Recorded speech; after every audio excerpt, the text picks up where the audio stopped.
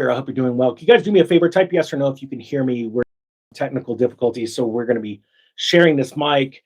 With me is my CPA and tax planner, Zishan, and we are just now wrapping up the filming section for the Tax Planning 101 course. And we've been talking about inflation and a big squeeze that's about to come between inflation and a couple of other things. Zishan, you're a pretty active investor in all kinds of things, Yeah. right? So you've ran and owned hotels. Yes. You've been in oil and gas. Yes. Not only investing, but you actually work for some, well, Yes. pretty much, I don't know if Yeah. you I want work to for say. Schlumberger. Schlumberger, yeah. And you've been a CPA for a long time. Yeah, for over 10 years. Yeah. How long have you been investing in crypto? Since 2020. So it's almost 6 years now. Yeah. So you and Yes. I have known each other. We actually met at a tax symposium. Yes. What is it, like Phoenix or something like that? Yes. That was a long time ago. About 2 years ago. Yeah, I was like the only person there. Pretty, I was like three other people that weren't tax professionals there, and I think I Yes. was one of them. We shared a lot of stuff about the coming inflation wave and things like that back then. But you're concerned about a coming inflation wave in 2027 to 2028. Do you want to explain that? Yeah. So like with gold going up so high and also silver going up this high, we had the same cycle happen back in 2020 and 2021, right? And it first came and everyone was started going into risk assets because they thought inflation was coming, and we had another run up, which I think is going to happen. But then after that, we're going to have inflation rage, and it's going to like it's going to limit the purchasing power of people, right? And the purchasing power is going to be destroyed for a lot of average people. And I'm just hoping with these courses, right, that we can actually help people accumulate some wealth and get on the right side of this inflation cycle that's about to happen. Yeah, and I'm going to throw down a link because the Yes. price is going up. I think tomorrow or within like, I don't know, 26 hours, something like that.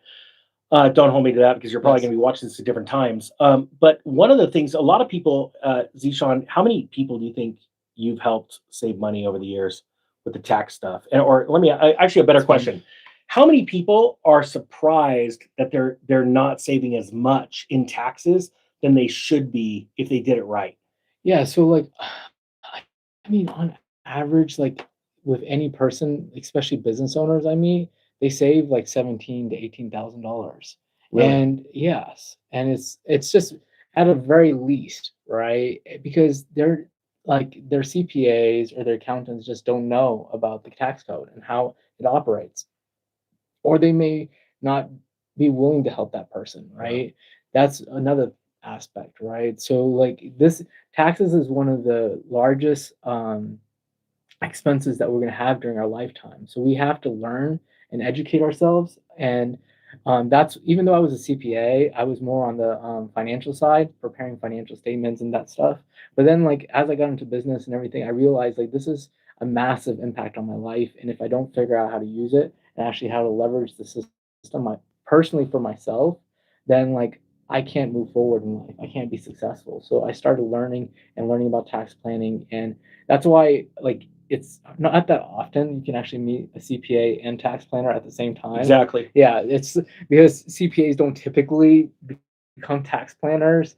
So because they're very much by the book and they follow the rules and everything of the such, and they're not forward looking. So like I basically live in the future. I try to vision the person's future, and I develop that structure. So it's really important now that we're going to see this inflation cycle come about in 2027, 2028. We need to get prepared for it. We need to build our own infrastructure. Yeah. It's so important to build our own infrastructure and not be relying on the government itself. Now, for a couple of years, I've been warning about this inflation wave, and everyone thinks it's actually over because the stated inflation rate's going down. And yes, I get it that inflation isn't still rising dramatically, but it's actually still here and rising slightly. What gets me and what I'm afraid of is this bullwhip effect. You hear that thrown around a lot. But I'm going to explain it in probably a way that most people don't understand. You see, in the late 70s, we had raging inflation from all kinds of different economic factors and storms that were brewing. One being that they not demonetized silver, but pretty much um, let that just run free. It wasn't in our currency anymore, and our currency started to get devalued, so things started costing more. But what happened was the Federal Reserve had to start slowly, slowly, slowly, and then all of a sudden, suddenly spiked rates. Well, that caused a whip effect because in 1980, rates went to about 17.5%, the Fed funds rate. And then within 12 months, the Fed drastically pulled them back to about 9.5, 9.75%. That again caused massive speculation in markets, and the stated inflation rate went down because of that spike at first, but then it rose again. And that's what me and Zishan are talking about. We've already seen a couple of 2-3 years with really solid inflation numbers, enough to slow down an economy. But the problem is there's still a lot of banks lending. When the Fed starts to drastically drop rates, what I believe is going to start in earnest in January because of bad economic data hitting the markets, we're going to see rates drop and massive speculation. People are going to start to borrow like drunken sailors, similar to what they did during COVID. And then what's that going to do to the cost of everyday goods? Yeah, so there's gonna be so much more money chasing those goods. Yeah. And that means it's gonna take more dollars to go after the same goods that we are used to, right?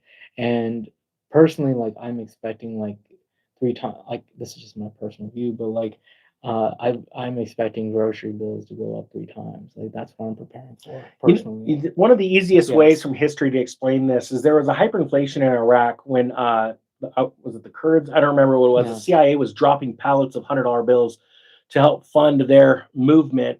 And what all of a sudden happened within a couple of months, they started to notice that the cup of coffee over there in that region was $100. Why? Because they were being given a bunch of $100 bills. They had no way of breaking them. They wanted a cup of coffee. So gosh darn it, because the currency didn't have as much value as that cup of coffee, they just gave them $100. To you and I, we would think that's absolutely nuts, but they didn't think so. And I think that's what you're going to be seeing here in the not too far distant future. As a matter of fact, did you know that it was reported? I've got to confirm this, that Trump made auto interest a write-off on your taxes. Now, if Yes. that's true, is it true? Yeah. Jeez, that's scary. What's that going to do to car prices?